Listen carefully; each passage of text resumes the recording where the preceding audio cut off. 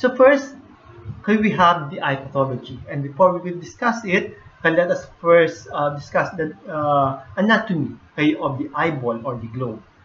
So basically, the eyeball or the globe is composed of three concentric tunics or coat.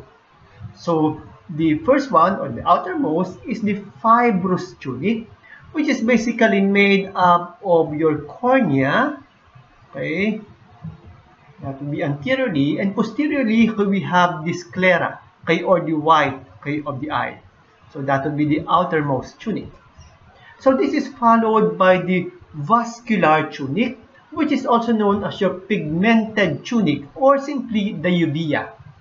Right? So basically, this is composed, okay, of your iris, okay, the ciliary body, okay, and posteriorly, okay, we have, okay, our choroid. Okay, so that would be the second tunic, okay, or the vascular tunic. And the third one, we have our nervous tunic, which is basically made up of the retina, okay, of the eye, okay, or the eyeball. Okay, and okay, aside from this particular structure, okay, you will notice that the intraocular space that is rostral to the lens is filled with fluid known as the aqueous humor. Okay, so the aqueous humor, okay, is flowing, okay, in this, okay, particular space. Okay, and posteriorly, okay, we have the vitreous humor. Take note also, okay, that, okay, this particular area, okay, we have, okay, our anterior chamber, okay, and we have also our posterior chamber. Okay, so what separates the anterior chamber from the posterior chamber is basically the iris. So let's now start with the pathology of the eye, and including the adnexa or the associated structure of the eye. First, we have the term ectropion. Okay, so this means turning out of the eyelid. Okay, so the eyelid is turning outward. Okay, so whether, okay, the upper eyelid, okay, or the lower eyelid. So most of the time, this is due to scarring contraction of the facial skin. So for example, okay, if an animal would have, okay, lesion here, okay, and during the healing process it contracts, then, okay, the eyelid, okay, will turn out. Okay, that's basically because of such contraction of that skin.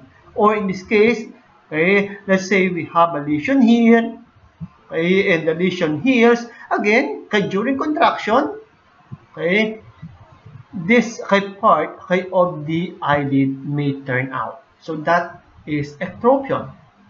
And the opposite of that would be entropion. So this is the congenital inward turning of the eyelids. Okay, and because the eyelids do have certain hairs and other associated structures, such inward turning may lead to conjunctivitis. Okay, so an inflammation of the conjunctiva. Okay, now, entropion, okay, is most of the time due to the spasm of the muscles that closes the eye. Okay, so this particular muscle would include the orbicularis oculi muscle, or sometimes even by scarring of the lining membrane of the eyelid. So because of the contraction, okay, on the inner lining of the eyelid, so therefore the eyelid will turn inward. Okay, and because of that again, okay, the associated structures of the eyelid may rub, okay, against the eye and cause irritation, keratitis, okay, and even conjunctivitis. Another congenital disorder would be eyelid agenesis. Okay, so this is basically congenital absence, okay, of the eyelid. So as in this case, okay, so there is a form, okay, eyeball or globe, but, okay, there are no eyelids. Okay, so this exposes the entire eyeball, okay, to air, okay, causing dryness, and at the same time, okay, may the eyeball or the globe may be prone to infection. Again, so this is congenital. We also have anchibleparon, also known as cryptophthalmos. So this is the abnormal fusion of the upper and lower eyelids. Okay? So the addition of the margins or the margins of the eyelid is usually congenital. No? Unlike with symbleparon. With symbleparon, so this is the addition of the inner lining of the conjunctiva to the cornea itself. Okay? So the eyelid adheres to the eyeball, and most of the time this is due to chemicals, alkali burns to the conjunctiva. For example, if you put something or accidentally put some chemicals, alkaline for example, onto the conjunctiva, then during the healing process, the conjunctiva might adhere to the cornea. So again, in this case, conjunctiva to the cornea. But with anchibleparon or cryptophthalmos, so the eyelids fuse together. Then we have distichiasis. So there is an extra row of eyelashes behind the normal row of eyelashes. In the same, we have double eyelashes. Okay? And that extra eyelashes may rub against the cornea. Okay? So usually this particular cilia may arise from an opening of the meibomian glands. Again, constant irritation to the cornea. We also have certain inflammatory conditions involving the eyeball. First, we have stye. So stye is also known as hordeolum. H-O-R-D-E-O-L-U-M. Hordeolum. Okay, so this is an inflammation or abscessation of the sebaceous glands. So meaning to say that there could be pus, and most of the time this pus is found at the base of the eyelash. Okay, so one of the most common microbe involved would be that of Staphylococcus or Staphylococci. So the affected eyelids are usually swollen, and abscesses may form in the follicles of the cilia itself. We also have chalazion or meibomian cyst. So basically, this is a chronic inflammation of the meibomian glands, and usually this involves granulomatous inflammation of the meibomian gland. Okay, so granuloma formation. Then we have conjunctivitis, which is simply an inflammation of the conjunctiva. Now, conjunctivitis causes discomfort and pain to the animal, but generally does not affect the vision of the animal. So this conjunctivitis is characterized by congestion of the blood vessels, edema, we term that chemosis, and possibly overflow of tears. We term this epiphora, overflow of tears. Sometimes there could also be ocular discharge, and this discharge can be serous, mucoid, or even mucopurulent, so depending on the agent that will be involved in conjunctivitis. But most of the time, this could be due to trauma, certain irritant, allergens, toxins, and microbes, particularly we have certain viruses or even bacterial infection. Blepharitis. So this is inflammation of the eyelids. And inflammation of the eyelids. Now, inflammation of the eyelids could be a manifestation of systemic or cutaneous disease.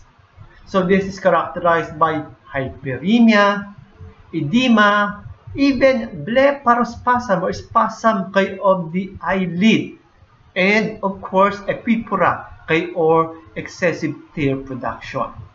Now, this blepharitis may be a result of pemphigus, staphylococcus or streptococcal infection, and even viral infections such as pox viruses, particularly among avian. So we have avian pox viruses.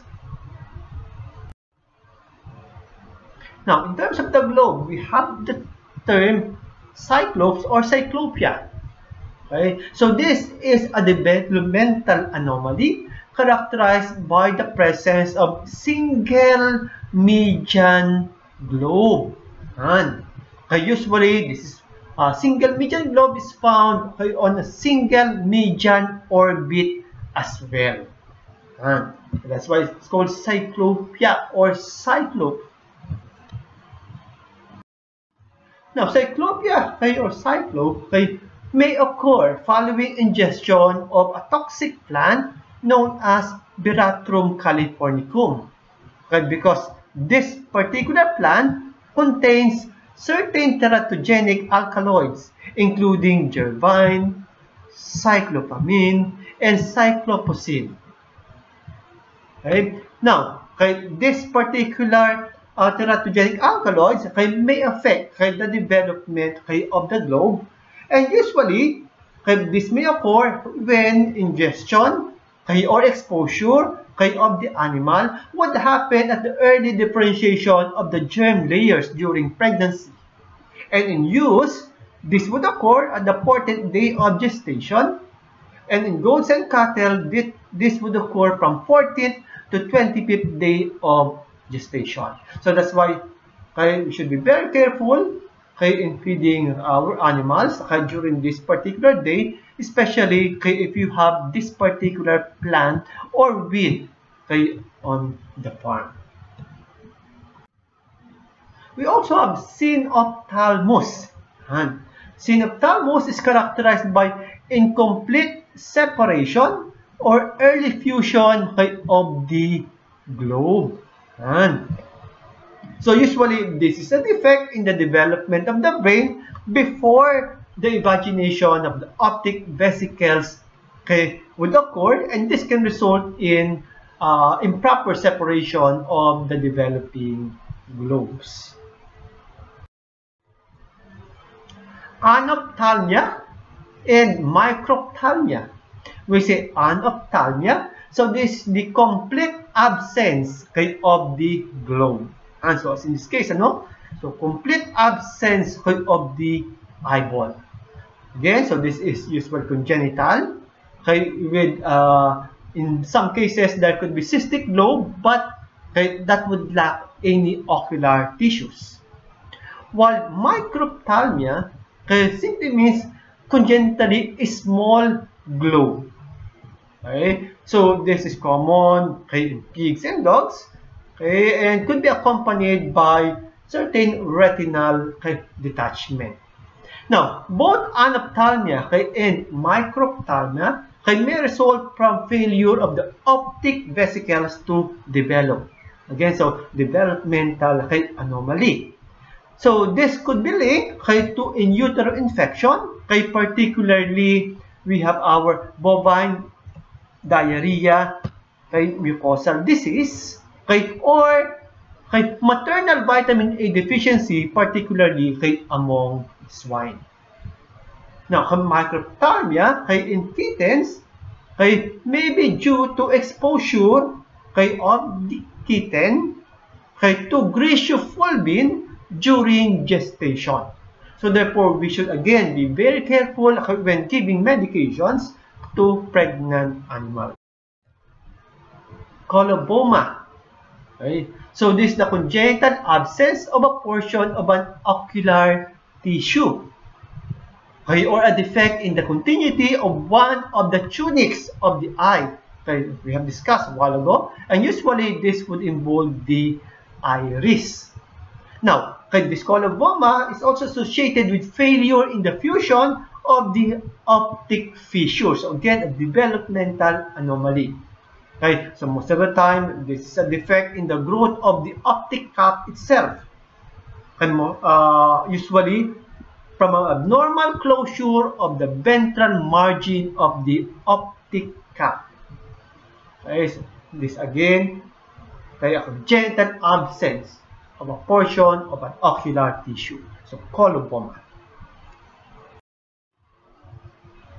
We also have hemeralopia. Okay, so this means day blindness, wherein an animal would have comparatively good vision in poor light, okay, and vice versa. Okay, so again, good vision in poor light, bad vision, okay, in good lighting. No? So this condition is seen most commonly among poodles. We also have strabismus. Okay, strabismus is deviation or abnormal alignment of the eye. Okay, so this could be horizontal alignment or vertical alignment of the eye. So there are two forms of strabismus. We have convergent strabismus. So in this particular case, the visual axis tends to converge. So this is the left eye, the right eye. So it tends to converge, such that we have the term cross-eyed. No? So the visual axis converge. So we have the term cross-eyed or esotropia.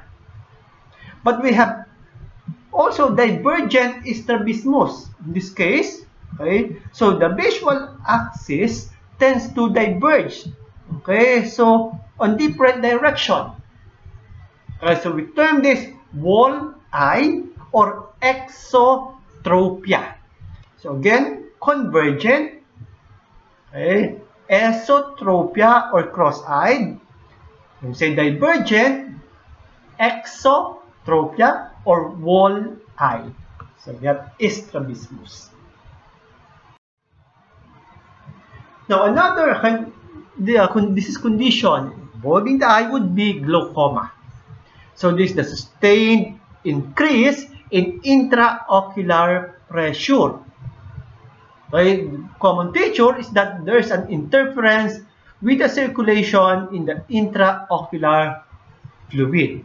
So most of the time, the formation of the fluid, intraocular fluid, is not equal to the outflow of fluid.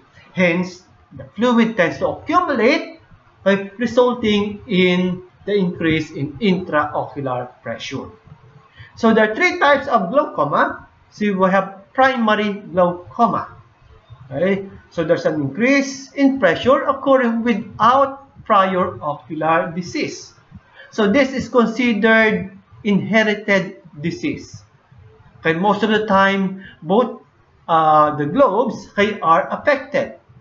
And this can be due to abnormal development of the pectinate ligament, trabecular meshwork, and ciliary cleft, which are all involved in the normal flow of the intraocular fluid. We also have secondary glaucoma. So this is complication related, and it's usually unilateral. So this secondary glaucoma could be a complication of traumatic, inflammatory, degenerative, or even neoplastic diseases which may obstruct the normal flow of intraocular fluid, particularly our aqueous humor. And congenital glaucoma, in this case, the cause is unknown, but some are due to intraocular inflammation from an intrauterine bacterial infection. So take note that the animal is still in utero, and there's an infection which may affect the normal development of the globe and hence the normal circulation of the intraocular fluid.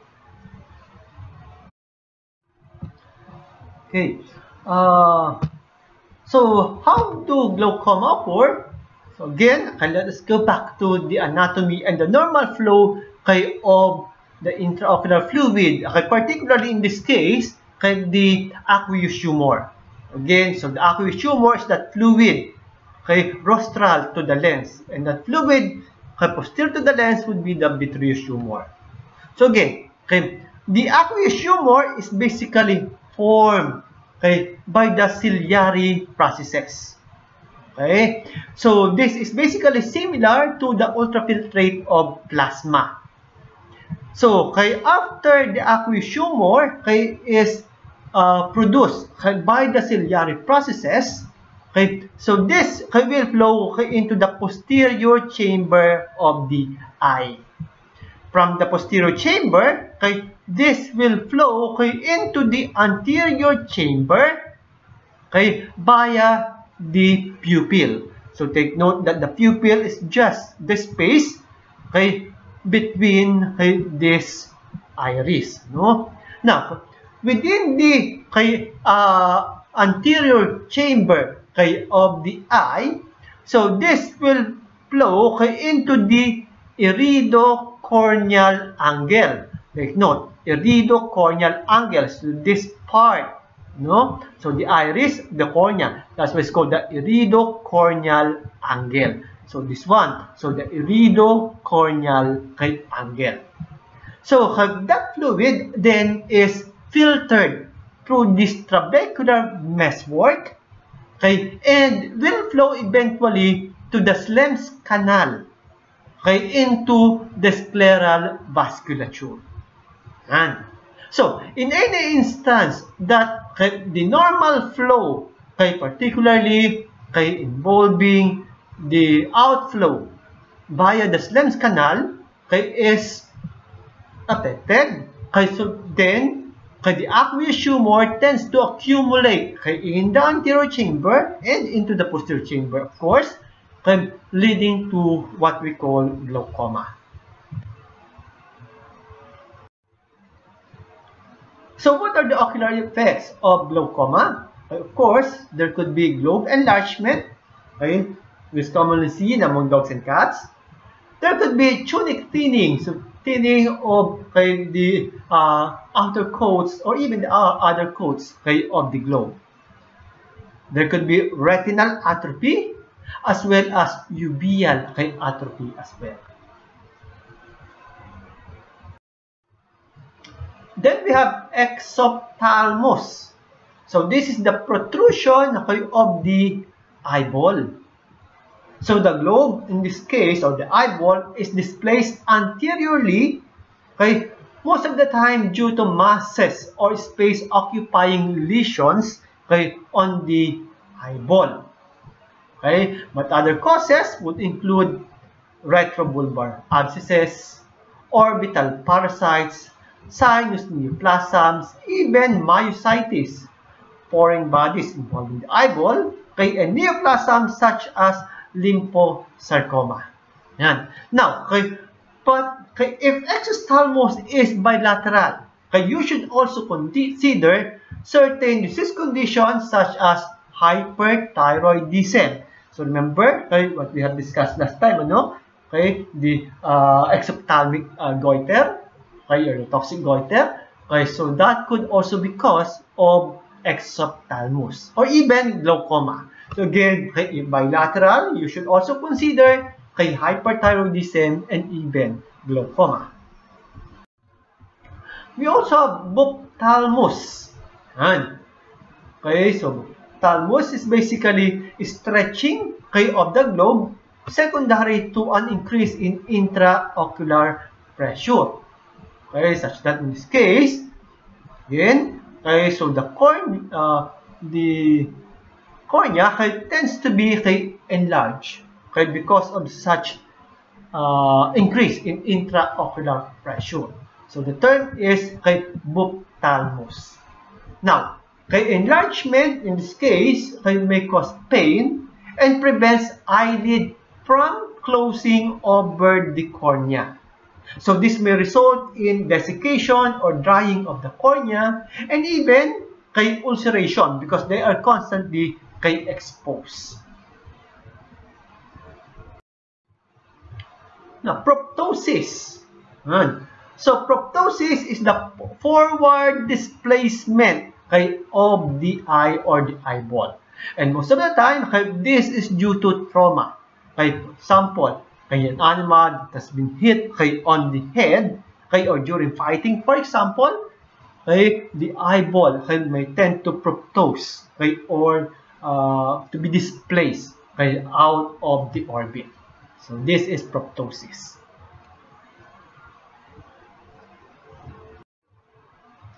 Then we have the lens, abnormalities of the lens. So we have certain anomalies, developmental anomalies of the lens as well. We have the term aphakia. So aphakia basically is the complete absence of the lens. Okay? And microphakia is an abnormally small lens. No? So aphakia referring to the lens. Now, usually these anomalies may result from the failure of the optic vesicle to induce the surface ectoderm, which is necessary for the formation of the lens. We also have the term posterior lenticonus. In this case, there's globular or cone-like protrusions of the posterior lens due to the overgrowth of the lens fiber. Okay, so this may result in the coning of the lens. For example, this is the normal lens. Okay, there could be coning of the lens. So this is due to persistent injury to the vitreous body and persistent perilenticular vessels. Okay, so again, this condition may also be associated with cataract. So what is cataract? Okay. So cataract is opacity of the lens. So this could be congenital or acquired. Okay. So cataract usually involves the lenticular fibers, okay, resulting in rapid necrosis, fluid loss, shrinkage, cell membrane disintegration, okay, and protein release.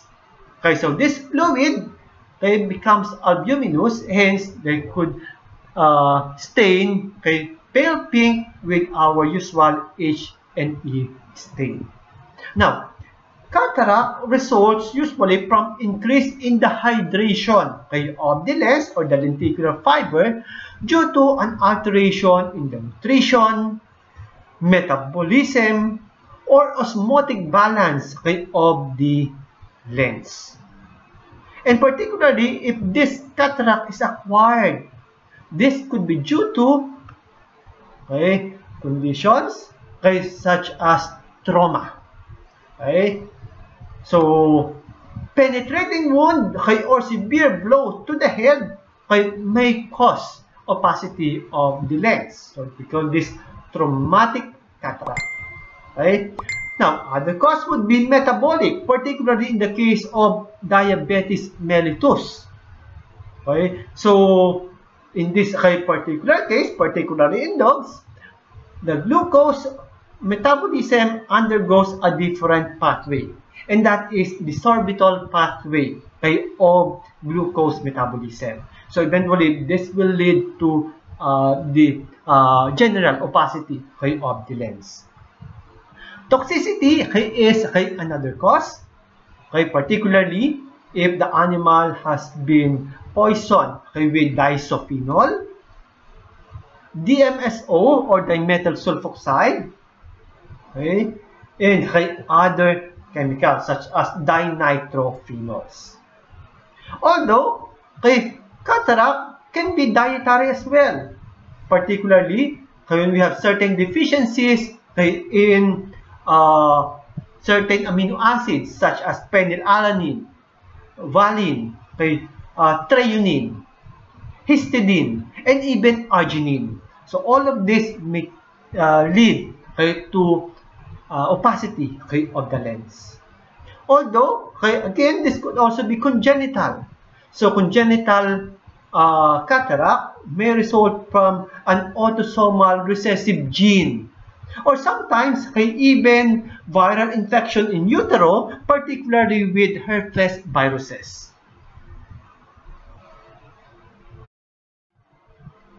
Then, luxation of the lens.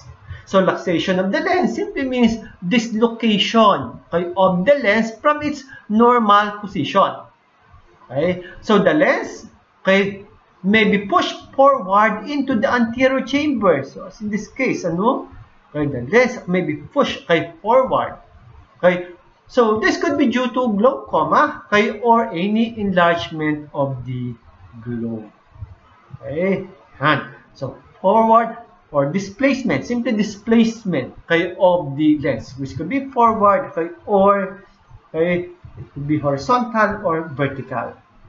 Now, okay, we also have an inflammation of the lens, okay, and the term is phakitis. So remember, okay, phakia referring to the lens. So phakitis is the inflammation of the lens. Particularly, so this is a neutrophilic response. Okay, although we should take note that the lens basically is avascular.